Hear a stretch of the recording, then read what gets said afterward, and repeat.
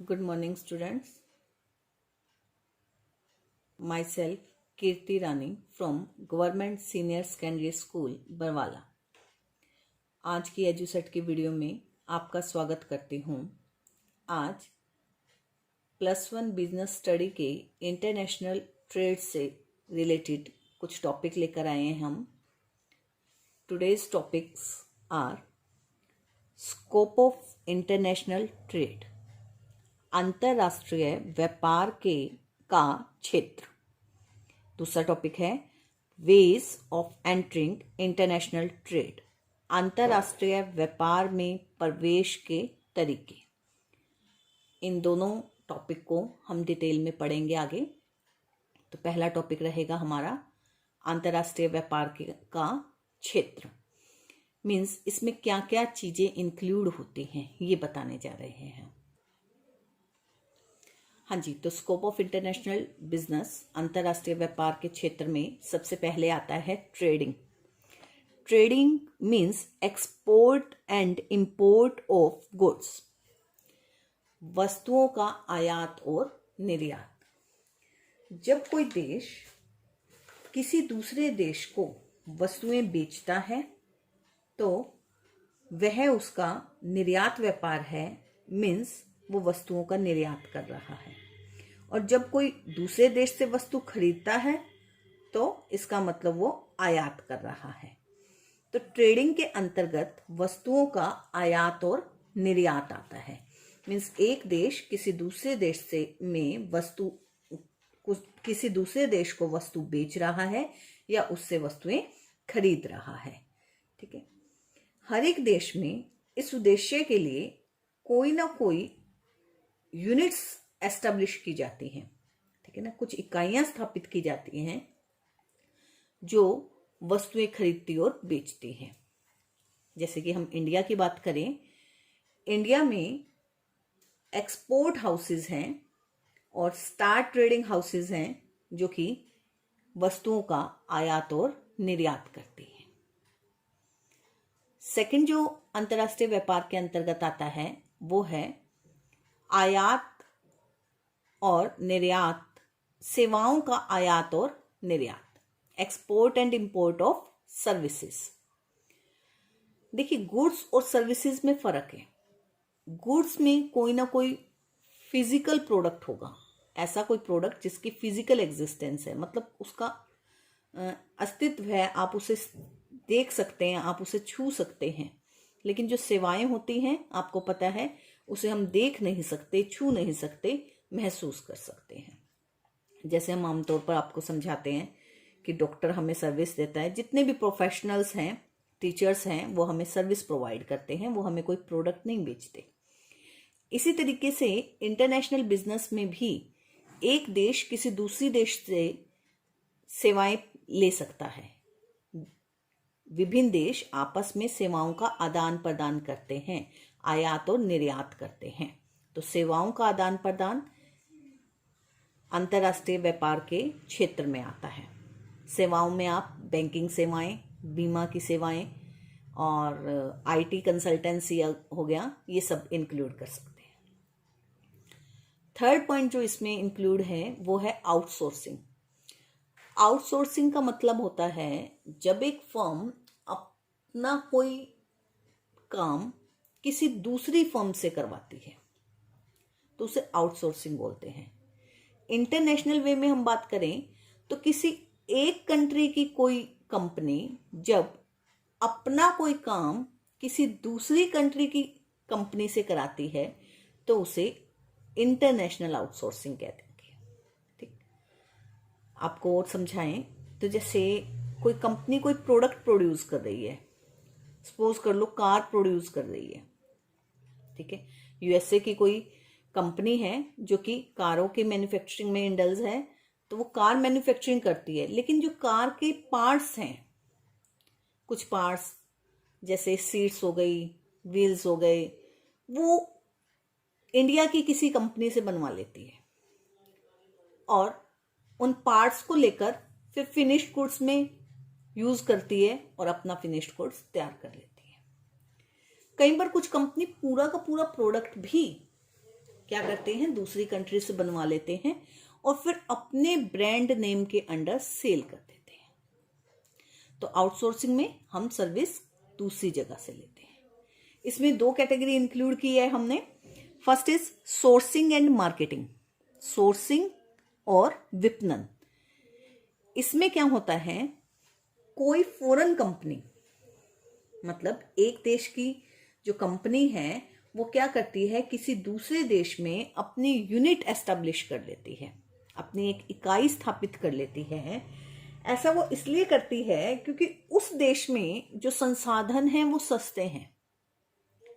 उन सस्ते संसाधनों का फायदा उठाने के लिए उठाकर वो वहां पर सस्ते दामों में प्रोडक्ट प्रोड्यूस कर लेती है और फिर वो जो फिनिश्ड प्रोडक्ट है उसे अपनी कंट्री में और प्रोड्यूसर कंट्री में, दोनों ही कंट्रीज में सेल कर सकती है और भी कंट्रीज में सेल कर सकती है। मीन्स प्रोडक्ट प्रोड्यूस किसी और कंट्री में हो रहा है और सेल डिफरेंट कंट्रीज में हो रहा है। तो इंटरनेशनल बिजनेस हो गया। नेक्स्ट है global sourcing for production. Global sourcing भी आउटसोर्सिंग का ही, इंटरनेशनल आउटसोर्सिंग का ही एक एग्जांपल है।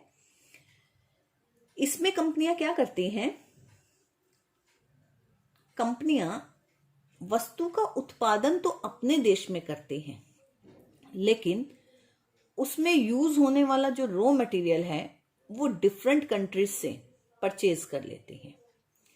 जिस भी कंट्री में जो रॉ मटेरियल सस्ता मिल जाता है, इजीली अवेलेबल होता है, वहां से रॉ मटेरियल इकोनॉमिक रेट पे परचेज कर अपनी कंट्री में फाइनल प्रोडक्ट प्रोड्यूस करती है।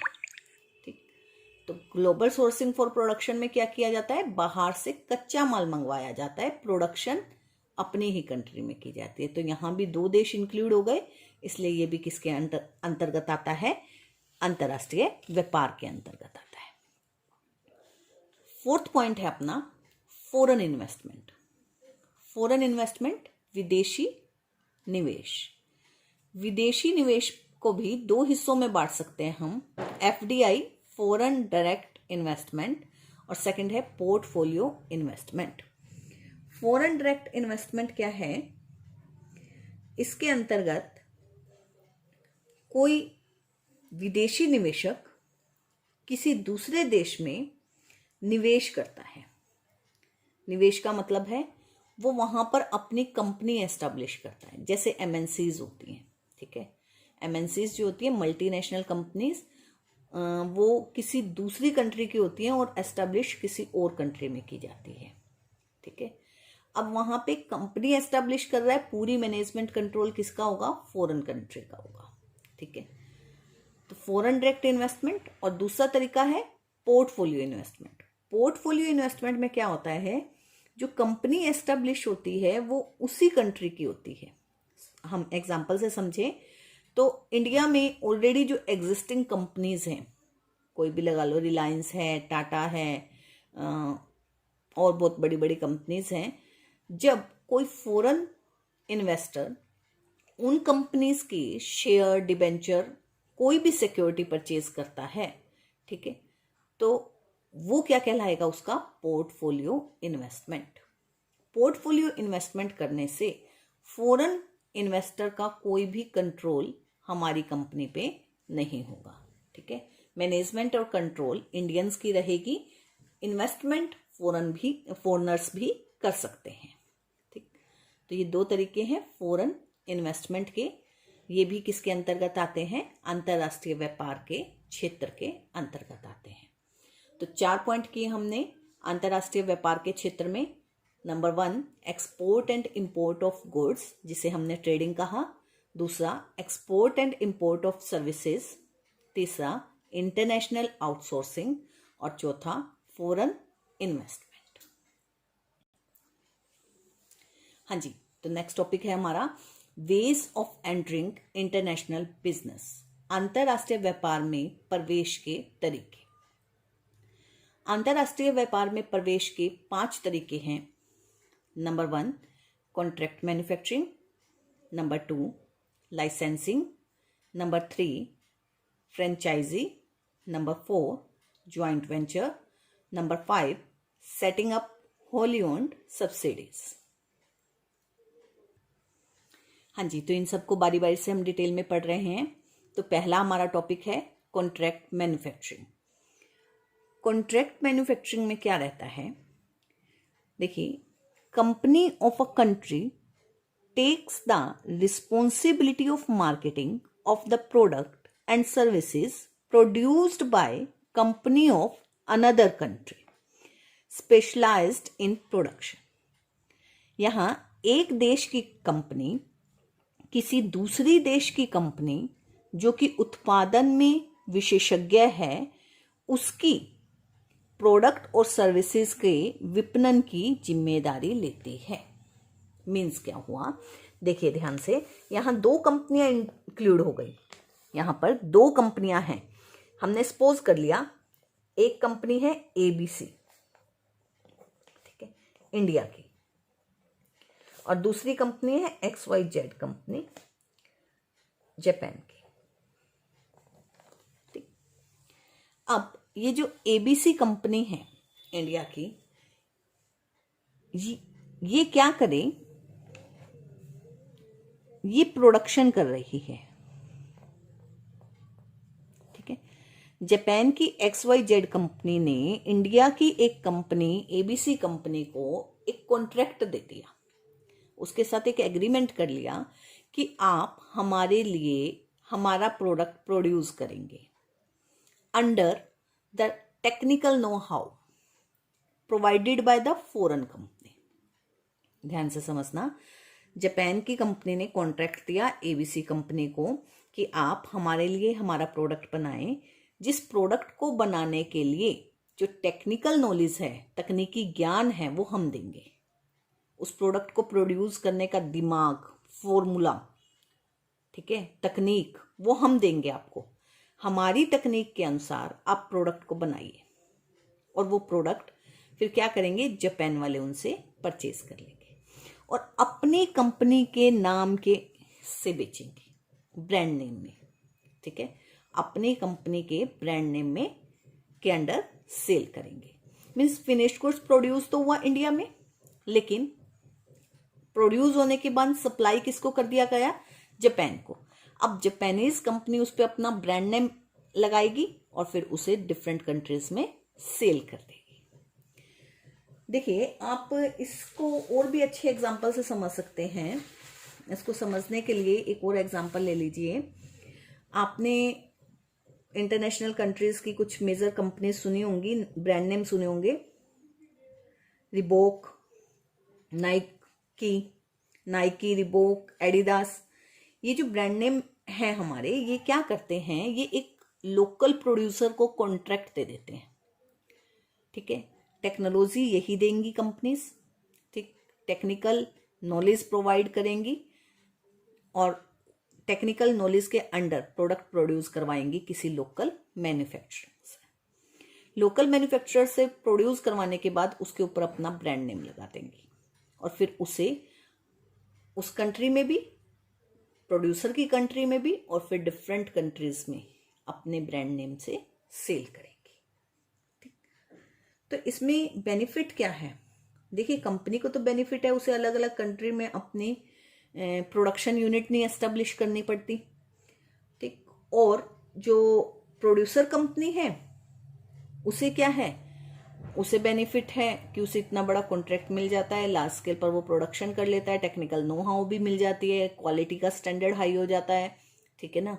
और वो प्रोडक्ट चाहे तो वो खुद भी अपनी मार्केट में बेच सकता है, लेकिन बेचेगा फॉरेन कंपनी के ब्रांड नेम के अंडर, ठीक है। तो उससे वो भी अच्छे प्रॉफिट अर्न कर सकता है।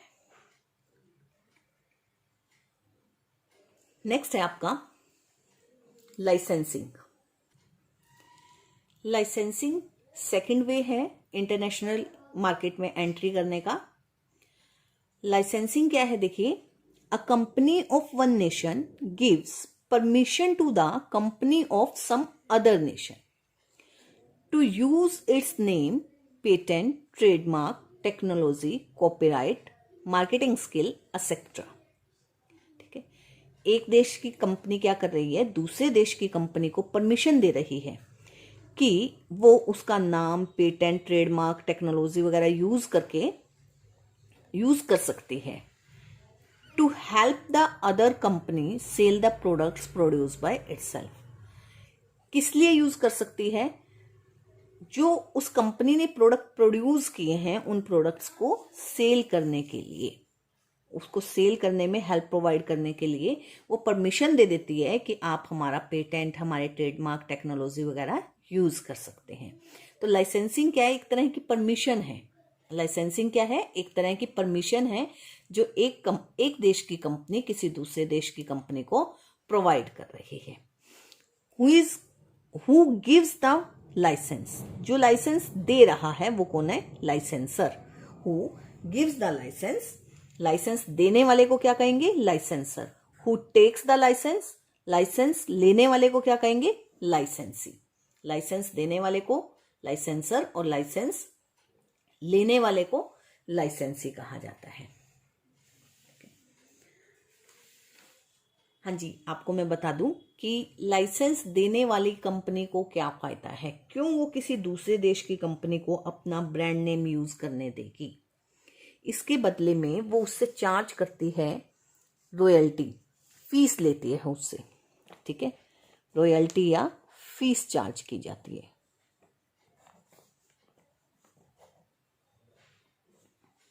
ठीक, रॉयल्टी या फीस चार्ज की जाती है उससे। ठीक, और लाइसेंसी को क्या बेनिफिट है? लाइसेंसी को बेनिफिट है कि जो वेल रेप्यूटेड कंपनी है उसके नाम से वो प्रोडक्ट सेल कर सकता है, तो इजीली उसके प्रोडक्ट सेल हो जाते हैं। हाँ जी, अंतर्राष्ट्रीय व्यापार में प्रवेश का हमारा तीसरा तरीका है फ्रेंचाइजी। आजकल बहुत फेमस है ये तरीका, अंतर्राष्ट्रीय व्यापार करने का बहुत ही मॉडर्न स्टाइल है ये। इसमें क्या किया जाता है? Franchise is that special right which is given by a producer to a particular individual or group to start the business at a particular place being done by the producer। हाँ जी, ये कह रहा है कि एक अधिकार दे दिया जाता है, एक विशेष तरह का अधिकार है फ्रेंचाइजी। उसके अंतर्गत क्या किया जाता है? एक प्रोड्यूसर किसी व्यक्ति को या किसी ग्रुप को ये अधिकार दे देता है कि वो किसी पर्टिकुलर प्लेस पर अपना बिजनेस शुरू कर सकता है, वो बिजनेस जो प्रोड्यूसर कर रहा है। ठीक है, प्रोड्यूसर द्वारा किया गया बिजनेस, बिल्कुल सिमिलर बिजनेस कोई इंडिविजुअल किसी दूसरे प्लेस पर स्टार्ट कर सकता है, उसका जो अधिकार है वो प्रदान किया जाता है प्रोड्यूसर के द्वारा। Who grants this right? जो ये अधिकार देता है वो क्या कहलाता है? फ्रेंचाइजर। To whom granted? जिसको ये अधिकार दिया जाता है उसे बोलते हैं franchisee. And this agreement is known as franchisee agreement. हाँ जी, अब इसका एग्जाम्पल समझिए और अच्छे से क्लियर हो जाएगा ये। आपने मैकडोनल्ड का नाम सुना होगा, ठीक है, फास्ट फूड का में काफ़ी अच्छा नाम है उनका, मैकडोनल्ड का। तो मैकडोनल्ड कंपनी के आपने इंडिया में जगह जगह आउटलेट देखे होंगे, जबकि ये एक फॉरेन कंपनी है। ठीक है, एक फॉरेन कंपनी ने इंडिया के किसी इंडिविजुअल को फ्रेंचाइजी प्रोवाइड कर दी कि वो इंडिया में किसी पर्टिकुलर प्लेस पर उसके द्वारा बनाया गया प्रोडक्ट, मतलब फास्ट फूड, मैकडोनल्ड के अंडर जो जो फास्ट फूड सेल किए जाते हैं वो सभी फास्ट फूड सेल कर सकता है। लेकिन ध्यान रखना है, ब्रांड नेम प्रोड्यूसर का यूज होगा, नाम मैकडोनल्ड ही होता है, कोई और नहीं होता। यहाँ पे ये भी ध्यान रखें कि जो रॉ मटेरियल होता है वो भी फ्रेंचाइजर ही प्रोवाइड करता है, क्योंकि अगर यहाँ की इंडिया की जो कंपनी इंडिविजुअल है जिसने फ्रेंचाइजी ली, अगर वो अच्छी क्वालिटी का प्रोडक्ट नहीं देगा, अच्छी सर्विस कस्टमर को नहीं देगा, तो नाम तो खराब होगा किसका? मैकडोनल्ड का। ठीक है ना। तो मैकडोनल्ड की गुडविल खराब ना हो इसलिए क्या किया जाता है, मैकडोनल्ड के द्वारा रॉ मटेरियल, सारी रॉ मटेरियल और टेक्निक वगैरह सब शेयर की जाती है फ्रेंचाइजर के द्वारा। इस फ्रेंचाइजी एग्रीमेंट में भी जो फ्रेंचाइजर है वो फी चार्ज करता है, और ये जो फी है ये पीरियडिकली होती है। आपको टाइम टू टाइम इसे रिन्यू कराना पड़ता है। मीन्स 1 साल के लिए अगर आपने फीस भरी है तो 1 साल के लिए ही आपको राइट मिलेगा। नेक्स्ट ईयर आपको फिर फ्रेंचाइजी लेनी पड़ेगी अगर आप चाहें तो। यहाँ पे ये भी ध्यान रखिए कि कंट्रोल, कंटिन्यूस जो कंट्रोल रहता है वो फ्रेंचाइजर का रहता है, ठीक है, क्योंकि उसे ये चिंता रहती है कि फ्रेंचाइजी कभी भी क्वालिटी से कॉम्प्रोमाइज़ ना करे, कस्टमर को अच्छी सर्विस प्रोवाइड करे ताकि उसका नाम खराब ना हो। तो इससे बेनिफिट प्रोड्यूसर को भी रहता है, फ्रेंचाइजी को भी रहता है, कंज्यूमर को भी रहता है। प्रोड्यूसर को तो क्या बेनिफिट है, प्रोड्यूसर को मार्केट मिल जाती है, बिना इन्वेस्ट किए उसे बहुत बड़ी मार्केट मिल जाती है। अलग अलग कंट्रीज में, इंटरनेशनल मार्केट में वो एंट्री कर सकते हैं। इन्वेस्टमेंट उसकी कुछ भी नहीं लगी, बल्कि उसे तो फीस मिली है। ठीक, लार्ज स्केल पर प्रोडक्शन हो जाएगा, इतनी ज़्यादा डिमांड होगी तो उसके भी बेनिफिट उसे मिलेंगे। फ्रेंचाइजी को बेनिफिट है, उसे रेडीमेड मार्केट मिल गई, क्योंकि प्रोडक्ट से तो ऑलरेडी लोगों को पता है ये प्रोडक्ट है और इसकी क्वालिटी अच्छी है, तो उसे कोई ज़्यादा एफर्ट्स नहीं करने पड़ते, उसे रेडीमेड मार्केट मिल जाती है और इजीली वो प्रोडक्ट को सेल कर सकता है। कंज्यूमर को बेनिफिट हो गया कि उसका स्टैंडर्ड ऑफ लिविंग बढ़ गया। जो प्रोडक्ट इंटरनेशनल मार्केट में जाके उसे लाने पड़ेंगे, वो तो प्रोडक्ट लाना उसे काफ़ी कॉस्टली पड़ेगा, वो उसे उसकी होम कंट्री में मिल रहे हैं, तो उसके लिए बेनिफिट है कि उसे दूसरे देशों के प्रोडक्ट भी यूज़ करने को मिल रहे हैं, जिससे कि उसका स्टैंडर्ड ऑफ लिविंग इंक्रीज हो जाएगा।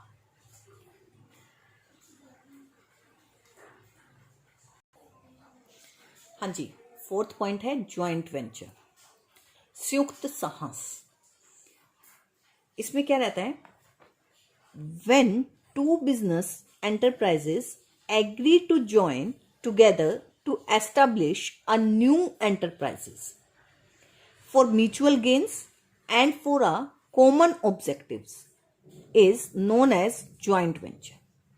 ठीक है, जब 2 कंपनियां आपस में जुड़ जाती हैं, किस लिए, कोई ना कोई उनका कॉमन ऑब्जेक्टिव होगा और कुछ म्यूचुअल गेन्स, बेनिफिट्स लेने के लिए जब 2 व्यक्ति, 2 कंपनीज जुड़ जाती हैं तो उसे बोला जाता है ज्वाइंट वेंचर। अब ये इंटरनेशनल मार्केट में एंटर करने का कैसे वे हो गया, देखिए ये जो 2 एंटरप्राइजेज होंगी, एक प्राइवेट कंपनी हो सकती है, एक गवर्नमेंट कंपनी हो सकती है, एक फॉरेन कंपनी हो सकती है। तो इंटरनेशनल मार्केट की जब हम बात कर रहे हैं, इंटरनेशनल बिजनेस की बात कर रहे हैं, तो मस्ट भी एक फॉरेन कंपनी होगी और एक डोमेस्टिक कंपनी होगी, घरेलू कंपनी होगी। ठीक है, तो 2 कंपनी मिलेंगी। अब ये 2 कंपनी क्या करेंगी, मान लीजिए एक कंपनी अपनी यूएसए की है और एक कंपनी है इंडिया की। ठीक है, दोनों कंपनी में क्या करती हैं, कोई बहुत बड़ा इंफ्रास्ट्रक्चर डेवलप करने का कोई कॉन्ट्रैक्ट है, मतलब पुल या ब्रिज बनाने का कॉन्ट्रैक्ट है, तो वो कॉन्ट्रैक्ट वो ले लेते हैं। उसमें मेन क्या है, जो यूएसए की कंपनी है उनकी जो टेक्नोलॉजी है वो बहुत अच्छी है, और जो इंडिया की कंपनी है वो उन्हें सस्ते दामों पर लेबर प्रोवाइड कर सकती है, वर्कर्स प्रोवाइड कर सकती है। ठीक है, तो ये दोनों कंपनी क्या करती हैं, ज्वाइन हो जाती है ताकि सस्ते दामों पर वर्कर मिल जाए, अच्छी टेक्नोलॉजी हो, तो वो जो कॉन्ट्रैक्ट है एक इंफ्रास्ट्रक्चर डेवलप करने का, वो कॉन्ट्रैक्ट ये पूरा कर सके। अब इन दोनों के मिलने से क्या हुआ, देखो रिसोर्सेज इंक्रीज हो गए, ठीक, उनकी कैपेसिटी बढ़ गई, ज़्यादा काम कर सकेंगे वो, नई मार्केट मिल गई, टेक्नोलॉजी बहुत बढ़िया हो गई और कुछ नई इनोवेशन भी कर सकते हैं वो, ऐसा प्रोडक्शन की कॉस्ट कम हो जाएगी। ठीक है, और ब्रांड नेम, एक नए ब्रांड नेम के अंडर वो काम कर सकते हैं। तो इससे क्या है, दोनों ही कंपनियों को प्रॉफिट हो जाता है। पर ध्यान रखना कि जॉइंट वेंचर किसी कॉमन ऑब्जेक्टिव के लिए बनाया जाता है, कॉमन ऑब्जेक्टिव। जैसे ही ये ऑब्जेक्टिव कंप्लीट हो जाता है वैसे ही इनका जॉइंट वेंचर खत्म हो जाता है और उस जॉइंट वेंचर से होने वाले प्रॉफिट को आपस में ये बांट लेते हैं। ठीक है, जैसे ही जॉइंट वेंचर ओवर हो जाता है, मीन्स ये कॉमन ऑब्जेक्टिव पूरा हो जाता है, ऑब्जेक्टिव के पूरा होते ही इन दोनों का रिलेशनशिप भी ओवर हो जाता है और उस व्यवसाय से जो इन्होंने मिलके किया उससे होने वाले लाभ को ये आपस में बांट लेते हैं और उसके बाद अगर चाहें तो किसी नए जॉइंट वेंचर में ये एंटर कर सकते हैं, अदरवाइज इनका रिलेशनशिप ओवर हो जाता है। हाँ जी, लास्ट और फाइनल 5th पॉइंट है हमारा wholly owned subsidiaries. Wholly owned subsidiaries क्या होती है? होली ओन्ड सब्सिडरीज का मतलब है पूर्ण स्वामित्व वाली सहायक कंपनियां। जैसे कि आपको पता है सहायक कंपनी क्या होती है। एक सहायक कंपनी होती है जब कोई कंपनी किसी दूसरी कंपनी के 50% से ज़्यादा शेयर्स परचेज कर लेती है तो वो कंपनी उस परचेज करने वाली कंपनी की सहायक कंपनी कहलाती है। लेकिन यहाँ हमने कहा होली ओन्ड। होली ओन्ड का मतलब है पूरा स्वामित्व, पूर्ण स्वामित्व। पूर्ण स्वामित्व का मतलब है कि 100% शेयर परचेज कर ले। ठीक है, तो इंटरनेशनल बिजनेस की हम बात कर रहे हैं तो इंटरनेशनल बिजनेस में क्या होगा, उसमें एक फॉरेन कंपनी किसी दूसरे देश की कंपनी के 100% इक्विटी शेयर परचेज कर लेगी। देखिए, this entry mode of international business is preferred by company which wants to exercise full control over their overseas operations। बहुत बढ़िया तरीका है ये इंटरनेशनल बिजनेस में एंट्री करने का। और ज़्यादातर वो कंपनियां ये मेथड अडॉप्ट करती हैं जो चाहती हैं कि दूसरे देश में जो भी जिस कंपनी में ये इन्वेस्ट कर रही हैं या जो जहाँ भी इन्वेस्ट कर रही हैं वहाँ पे पूरा कंट्रोल, वहाँ का जो उस कंपनी का जो काम है, मैनेजमेंट है, काम किस तरीके से किया जा रहा है, उस पे 100% कंट्रोल इनका हो। तो वो फिर अंतर्राष्ट्रीय व्यापार का ये वाला मेथड, अंतर्राष्ट्रीय व्यापार में प्रवेश का ये वाला मेथड यूज़ करते हैं। वो क्या करेंगी, वो उस कंपनी के 100% शेयर परचेज कर लेंगी। कौन से शेयर? Equity share. देखिए, the parent company acquires full control over the foreign company by making 100% investment in its company। Parent company हम किसको कह रहे हैं? जिसने 100% शेयर परचेज किए हैं। अगर आप एक फ्रांस की कंपनी मानते हैं, एक फ्रांस की मान लीजिए, एक इंडिया की मान लीजिए। इंडिया की किसी कंपनी में फ्रांस की कंपनी इन्वेस्ट करना चाहती है और वो चाहती है कि पूरा कंट्रोल उसका हो, तो वो इंडिया की कंपनी के 100% इक्विटी शेयर क्या कर लेगी? परचेज कर लेगी। तो फ्रांस वाली कंपनी पेरेंट कंपनी कहलाएगी और जो हमारी इंडिया की कंपनी है वो उसकी सब्सिडी कंपनी कहलाएगी, होली ओन्ड सब्सिडरी कंपनी कहलाएगी, पूर्ण स्वामित्व वाली। ठीक है, तो ये भी अंतर्राष्ट्रीय व्यापार में प्रवेश का एक अच्छा तरीका है। ऐसे करने से क्या होता है, उत्पादन पर, प्रोडक्शन पर, क्वालिटी पर कंप्लीट कंट्रोल फॉरेन कंपनी का रहता है और जो उसे लोकल मार्केट में काम करने वाले मिल जाते हैं, लोकल मार्केट की नॉलेज भी मिल जाती है उसे, तो उसे वहाँ पे प्रोडक्शन में भी ज़्यादा दिक्कत नहीं होती। तो इस तरीके से पाँच पॉइंट पढ़े हमने। 5 पॉइंट कौन कौन से पढ़े हमने? Contract manufacturing, licensing, franchisee, joint venture and wholly owned subsidiaries. ये 5 मेथड थे जिनके द्वारा हम अंतर्राष्ट्रीय व्यापार में प्रवेश कर सकते हैं। उम्मीद करती हूँ कि आप सबको समझ आ गया होगा। Thank you very much.